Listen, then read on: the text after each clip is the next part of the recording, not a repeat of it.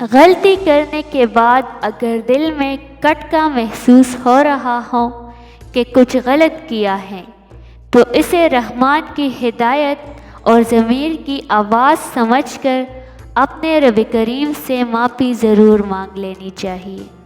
اس پر ڈٹ نہیں جانا چاہیے کہ نہیں میری غلطی نہیں ہے یا میں نے جان بوجھ کر توڑی نہ کیا ہے، بلکہ اپنے رحیم رب سے چپکے سے معافی مانگ لینی چاہیے۔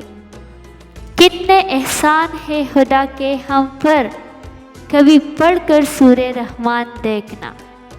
حضرت علی رضی اللہ تعالیٰ عنہ نے فرمایا، اگر اللہ نے تمہارے دل میں کچھ ڈالا ہے اور تمہیں دعا مانگنے کی توفیق دی ہے تو یقین رکھو نصیب میں بھی وہی ڈالے گا انشاءاللہ۔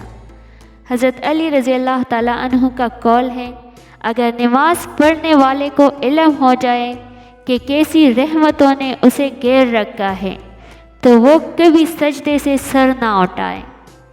کبھی تم دوسروں کے لیے دل سے دعا مانگ کر دیکھو، تمہیں اپنے لیے دعا مانگنے کی ضرورت نہیں پڑے گی۔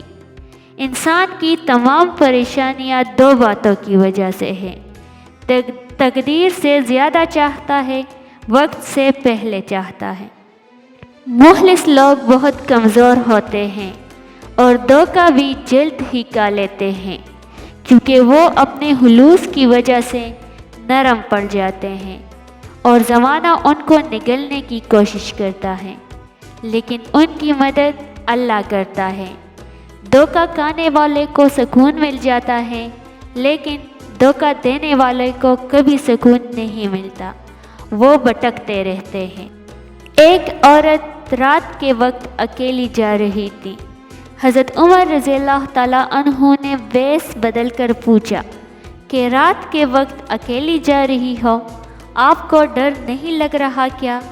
عورت کہنے لگی، یا تو عمر کا انتقال ہو گیا ہے یا آپ خود ہو، ورنہ عمر کے ہوتے ہوئے کسی میں اتنی جرأت نہیں کہ وہ راہ چلتی عورت سے سوال کر سکے۔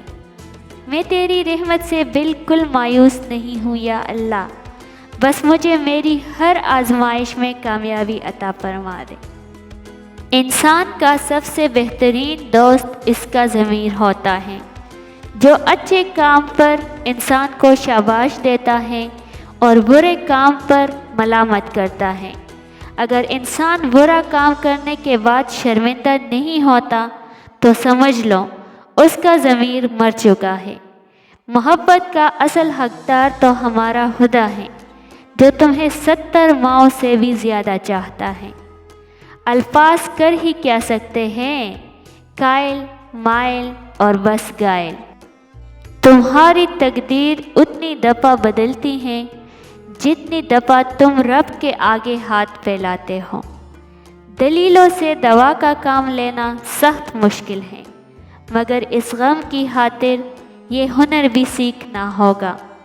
اے میرے رب، خواہشات بھی وہی دل میں ڈالنا جس پہ تو راضی ہو۔ جھوٹ سننے کا مزہ تب آتا ہے جب آپ کو سچ پہلے ہی معلوم ہو۔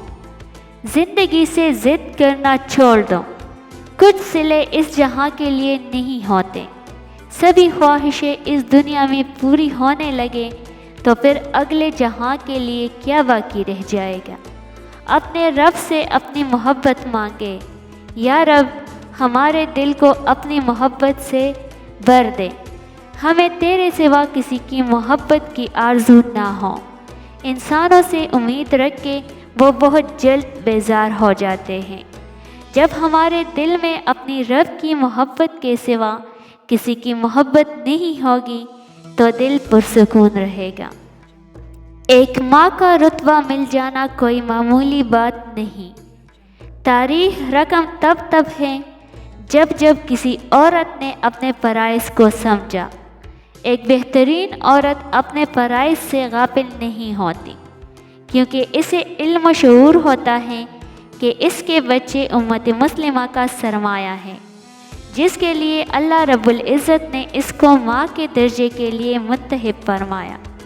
خدا را فیشن رواج و رسموں کے پیچھے لگ کر اپنے فرائض مت بھولیں، کیونکہ اس ذمہ داری کی جواب وہ ہے میں اور آپ۔ یہ مت سوچیں کہ چھوٹا نصیحت کر رہا ہے، میں بڑا ہو کے کیسے مان لوں۔ نہیں، یہ اللہ کا چناؤ ہے، جس کی زبان سے چاہے حق جاری کر دیں۔ اس لیے اکڑ میں نہ رہیں، اللہ کے لیے جھک جائیں۔